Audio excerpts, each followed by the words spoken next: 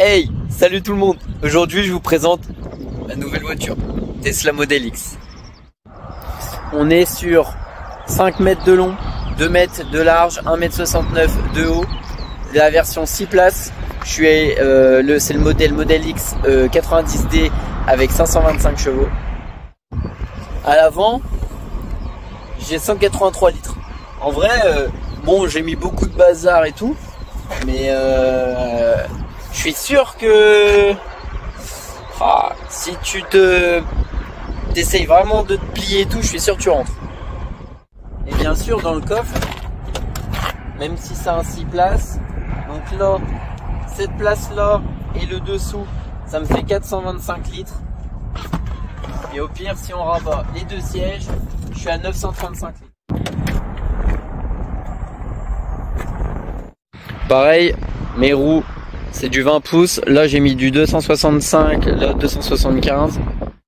Ce modèle-là, quand il est sorti, sans option, il coûtait 107 000 €. Avec full option, 141 000 €. Ce qui est génial avec les portes Falcon comme ça, c'est que pour rentrer, on a beaucoup de place. Et franchement, je suis bien. Là, le siège là, il est reculé au max presque. Et franchement, j'ai de la place, je suis bien.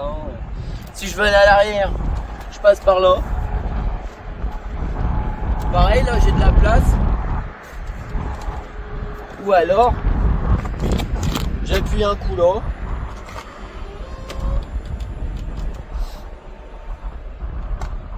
Et là, j'y accède. Et là, on est bien. 2 portes gobelets, un port USB. Et pareil, là je suis bien aussi. 2 ports de gobelets, 2 portes gobelets, prise USB. Pour l'arrière, franchement, on est bien.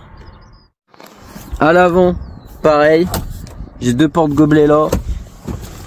Ici, j'ai tout mon bordel avec les chargeurs. Là, pareil, il y a tout mon bazar. Il y a beaucoup de rangements sur les côtés. Ça va jusqu'à là, jusqu'à ici. Bon, là, il n'y a pas beaucoup de place, mais bon, ça me sert à pas grand chose. Quand vous regardez toutes les finitions, franchement, de l'Alcantara, tout au-dessus, là, tout en cuir, tissu.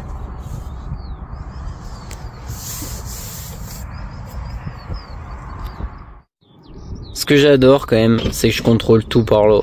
Je peux ouvrir tous les coffres.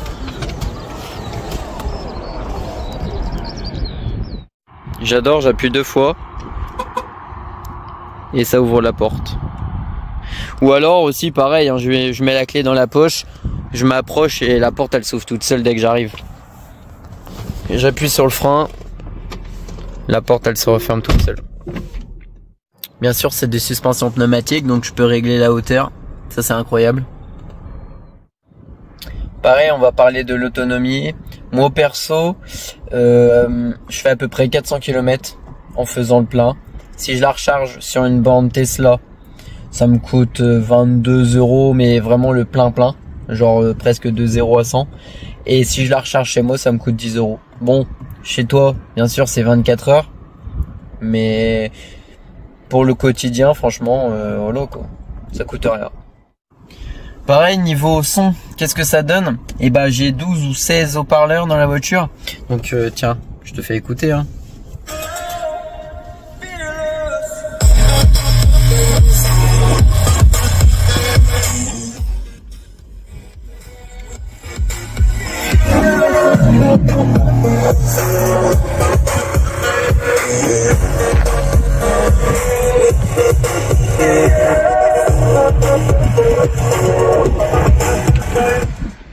Bon, je vais vous faire un petit essai routier, voir un peu ce que ça donne. Le son.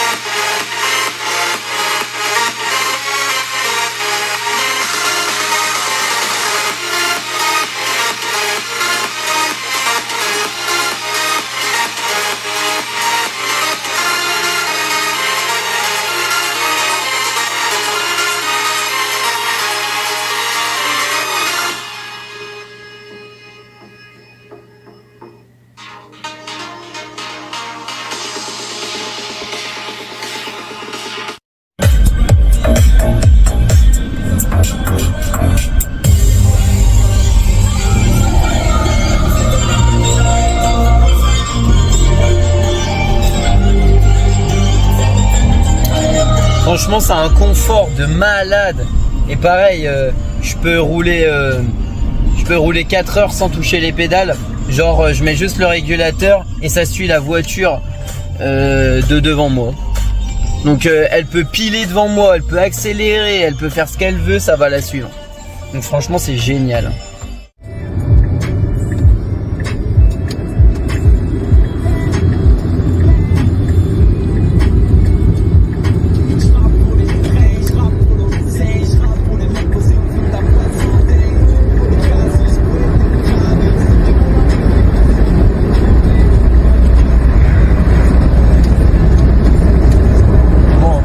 Bon bah voilà, je vous ai un peu tout expliqué. Ce qui est sympa, bon, il y a les pros thermiques qui vont dire oui mais ça fait pas de bruit. Ok, d'accord, mais trouve une voiture à ce prix là avec 525 chevaux, même beaucoup de chevaux, ou la carte grise, pareil, ça te coûte 13,76 €, alors qu'une thermique ça t'aurait coûté 2100 machin. Que ton plein ça te coûte 10 € quand c'est chez toi, que tu fais 400 km. Une thermique avec autant de chevaux, je pense pas que... Ouais, tu peux peut-être faire 400 km, mais le plein il va te coûter combien? 150 balles ou 100 balles à la rigueur, mais je pense pas que tu ferais 400 km. Donc franchement, pour une voiture du quotidien, c'est génial. Même pour le kiff, hein, franchement, moi j'adore. Et puis pareil, avec toutes les options qu'il y a, franchement, essayez de trouver mieux, hein. Donc franchement, on a beau dire Tesla électrique, etc., mais c'est génial pour le prix que ça coûte en vrai. Franchement, je crois que c'est le meilleur véhicule que j'ai conduit en termes de puissance et tout. Franchement, si t'appuies, j'ai déjà fait quelques petites courses. Franchement, ça pulvérise tout le temps, toutes les voitures que j'ai pu faire la course, bien sûr. Mais franchement, je vous conseille d'essayer. Essayez, passer le cap. Franchement, d'essayer une électrique et ne pas être focalisé sur une thermique. Et vous verrez que franchement, c'est génial. Surtout au quotidien, il y a juste à acheter la voiture et après, il y a pas d'entretien. Pareil, les freins, je les changerai jamais en fait. Tu peux faire 400 000 km sans changer tes freins. Alors que sur une thermique, tu changes combien de fois tes freins? Il n'y a pas de vidange. Donc en termes d'entretien, bah là il n'y a rien. Il y a juste les essuie-glaces et les pneus. Et les filtres, quand tu as des filtres, enfin de l'habitacle et tout ça. Mais c'est tout. Et même si c'est du 20 pouces, je viens de changer mes pneus, ça m'a coûté 800 balles. Avec la pause. Donc et j'ai mis du Kumo et du... Je sais plus c'est lesquels. Mais voilà, franchement c'est génial. Bon, je vais vous laisser. Dites-moi en commentaire les choses qui vous ont plu, pas plu. Si vous avez des questions, j'y répondrai. Peu importe, posez toutes les questions que vous voulez. Est-ce que vous êtes pour ou contre les électriques? Dites-moi tout. Bon allez, peace.